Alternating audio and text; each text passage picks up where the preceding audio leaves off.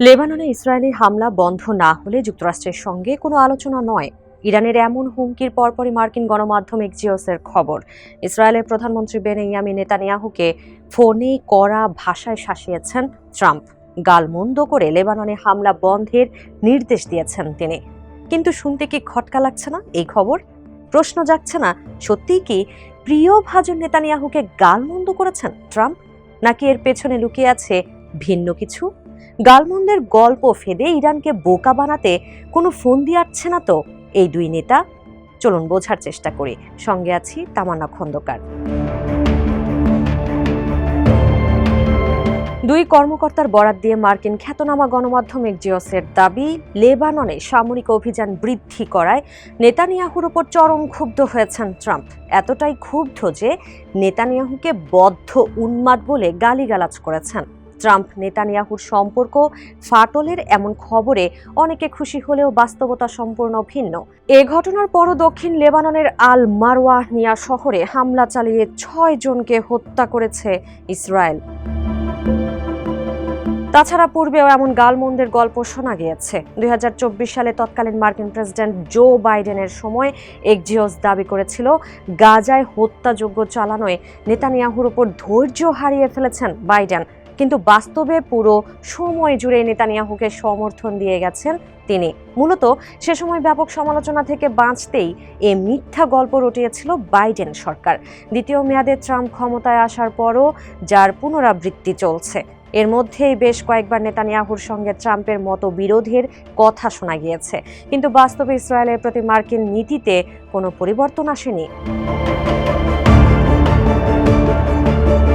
নেতানিয়াহুকে ট্রাম্পের গালমন্দের খবর বিশ্বজুড়ে ব্যাপক আলোড়ন তৈরি করলেও বিষয়টিকে উপহাস হিসেবেই দেখছেন ন্যাশনাল ইরানিয়ান আমেরিকান কাউন্সিল অ্যাকশনের নীতি পরিচালক রায়ান কস্তেলো।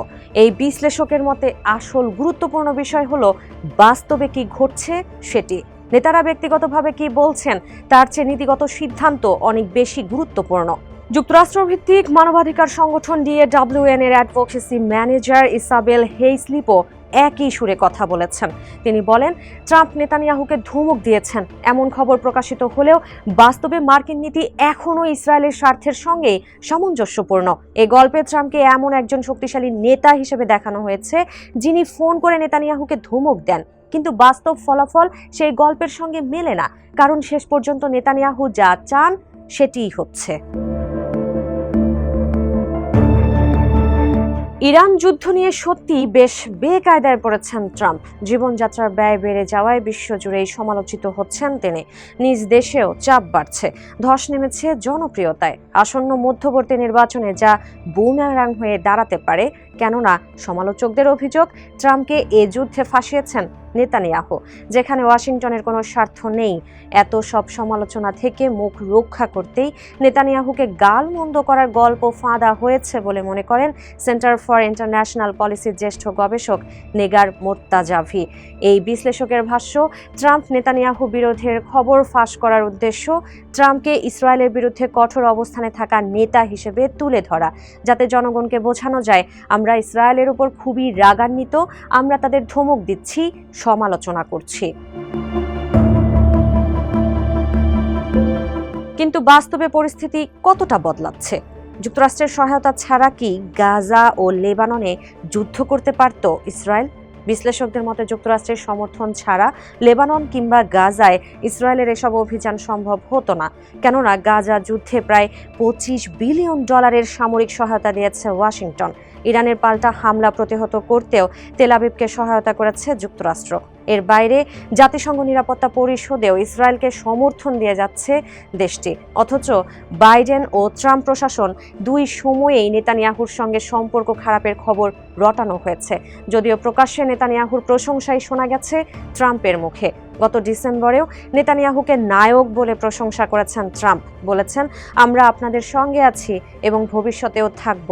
অথচ এই ঘটনার 2 সপ্তাহ আগেও এক্সিওস দাবি করেছিল গাজায় যুদ্ধবিরতি লঙ্ঘন করায় নেতানিয়াহুকে তিরস্কার করেছেন ট্রাম্প। তাহলে কি এক্সিওসের ওই খবরটিও মিথ্যা? মার্কিন সংবাদ মাধ্যমের এই খবরকে তথ্য যুদ্ধের মাধ্যমে ইরানকে বোকা বানানোর কৌশল হিসেবে দেখছেন বিশ্লেষক রায়ান কস্তেলো। এ ব্যাপারে তার ভাষ্য, এর মাধ্যমে ইরানকে বার্তা দেওয়া হতে পারে যে ট্রাম্প বিষয়টি নিয়ে সিরিয়াস এবং তিনি লেবাননের ঘটনাগুলোকে ইরানের সঙ্গে চলমান আলোচনার বাইরে রাখতে চান। অন্যদিকে বিশ্লেষক নেগার মোর্তাজাভি তথ্য যুদ্ধ শুরু হয়েছে বলে উদাহরণ টেনে বলেন, সম্প্রতি ইরানের প্রেসিডেন্ট মাসুদ পেজেশকিয়ান পদত্যাগ করেছেন এমন গুজব ছড়িয়েছিল, যা পরে তার কার্যালয় অস্বীকার করেছে। কাজেই এটি এখন বহুমাত্রিক যুদ্ধ। এখানে সামরিক যুদ্ধ আছে, গোয়েন্দা যুদ্ধ আছে, বর্ণনা বা ন্যারেটিভের যুদ্ধ আছে, পাশাপাশি তথ্য যুদ্ধও চলছে, যেখানে বিভ্রান্তিকর তথ্য, অর্ধ সত্য এবং কৌশলগতভাবে তথ্য ফাঁসের ঘটনা ঘটছে। অর্থাৎ ট্রাম্প ও নেতানিয়াহুর উত্তপ্ত ফোন আলাপের গল্প ভেদে এখন তথ্য যুদ্ধে নেমেছে মার্কিন গণমাধ্যম। সম্মুখ যুদ্ধে হাঁপিয়ে ওঠা যুক্তরাষ্ট্র শেষ পর্যন্ত এ যুদ্ধে কতটা সফল হয় সেটি এখন দেখার বিষয়।